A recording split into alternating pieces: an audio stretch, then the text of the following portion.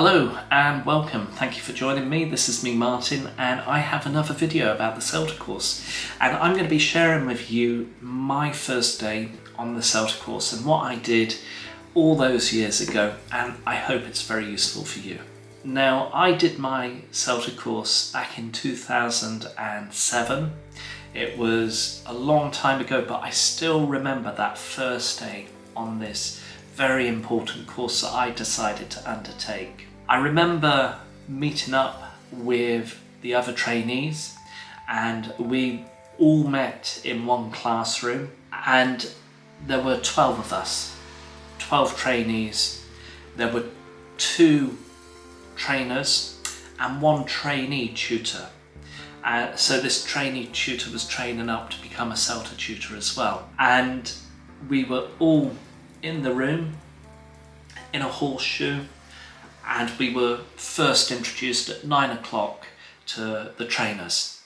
It was a brief introduction about the trainers and about their experience, and a brief introduction about the trainee tutor and her experience.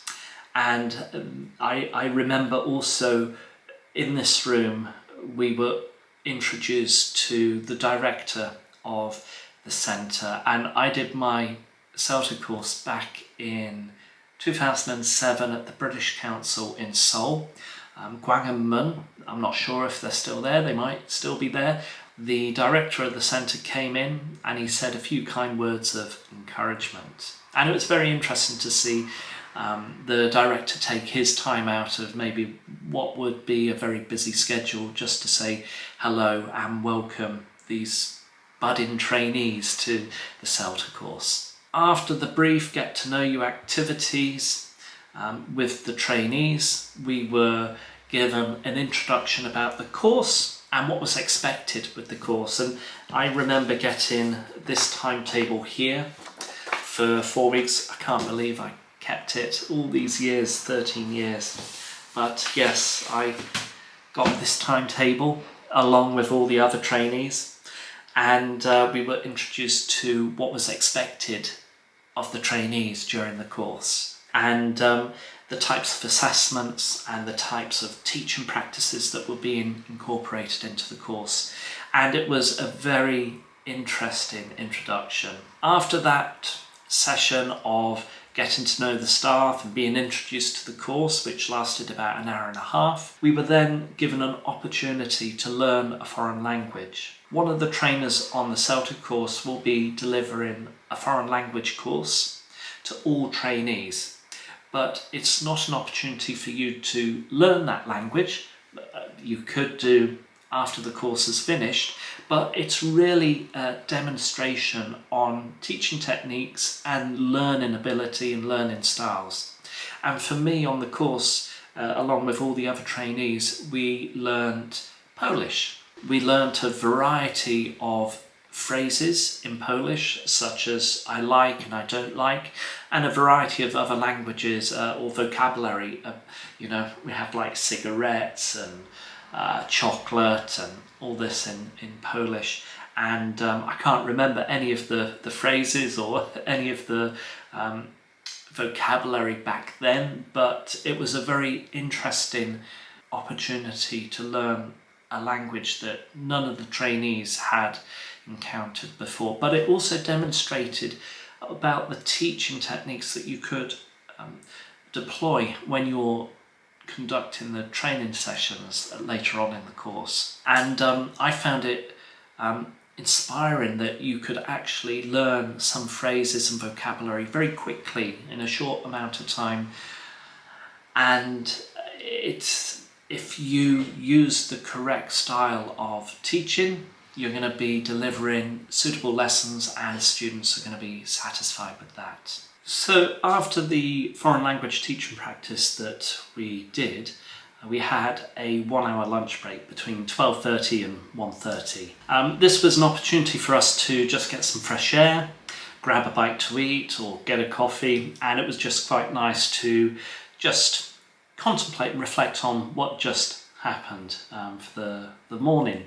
After the lunch break, we ended up meeting up again, and one of the trainers had to teach us how to use the IWB, and we had a variety of different tools in the classroom, IWBs being one of them, and computers connected to the IWB. And I think they were using Prometheus or something like that, some really fancy technical tool for classes. And this was one of the first centres in Southeast Asia, I believe, that had equipped their whole classrooms fully with IWBs.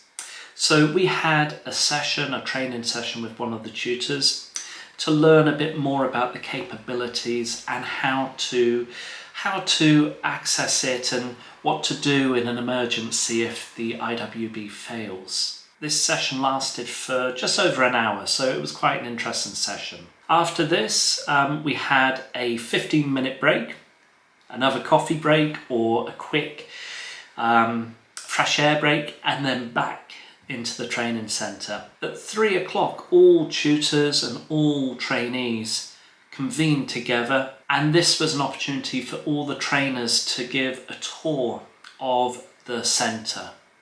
It was the first tour that we received.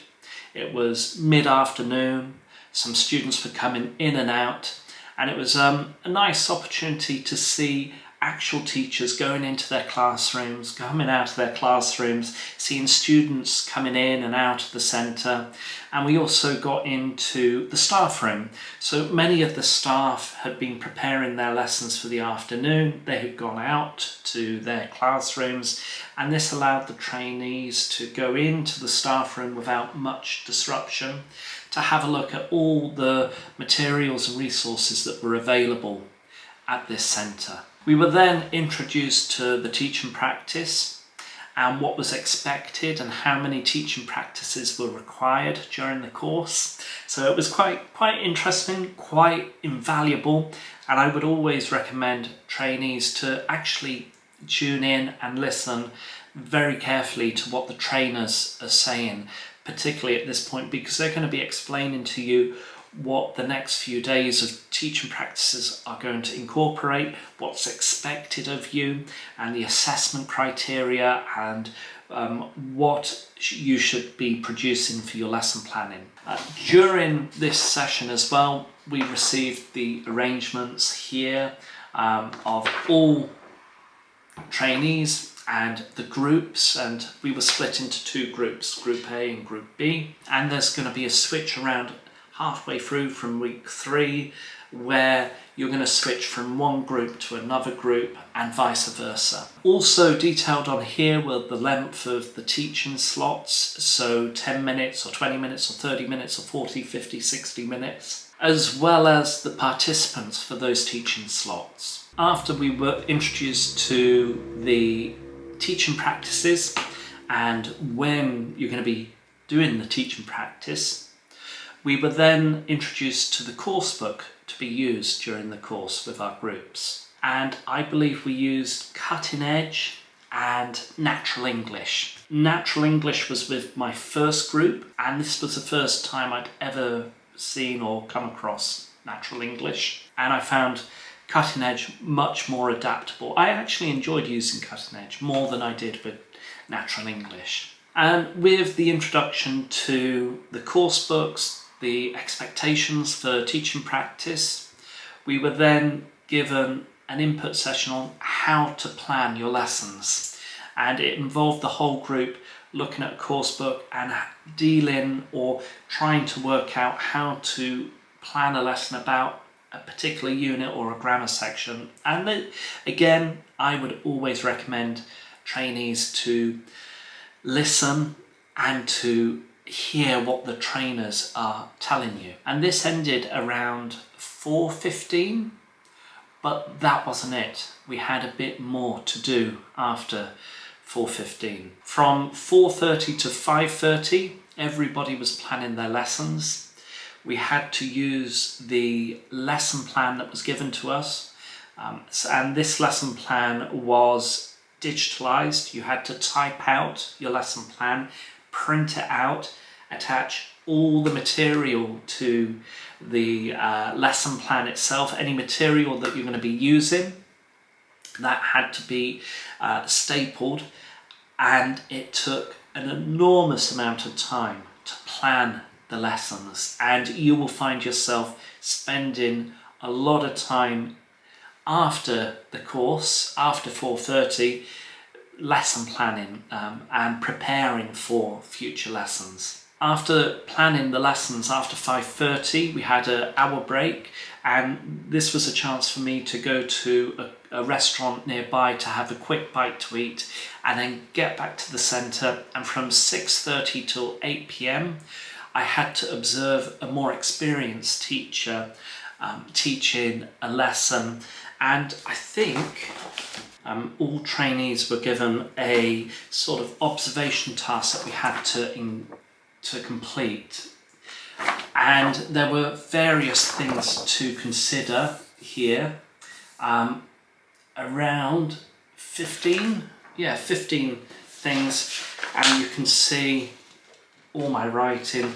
So at one of the observations that we had to do on the first day, we had to complete a different task as well. And so at 8 o'clock I finished the course, and it was a 2-hour journey back to home.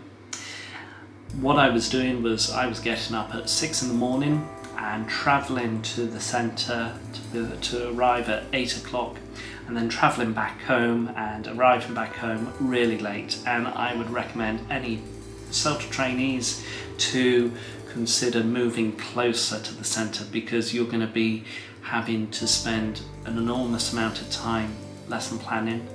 I didn't envisage that, so I was getting back home at 10, planning lessons for 2 hours, maybe 3, getting back to bed at midnight, 1 o'clock in the morning, then getting up for about 5 and getting the train at 6. So it was a very, very tough time, but I got through it by commuting and dedicating those hours in.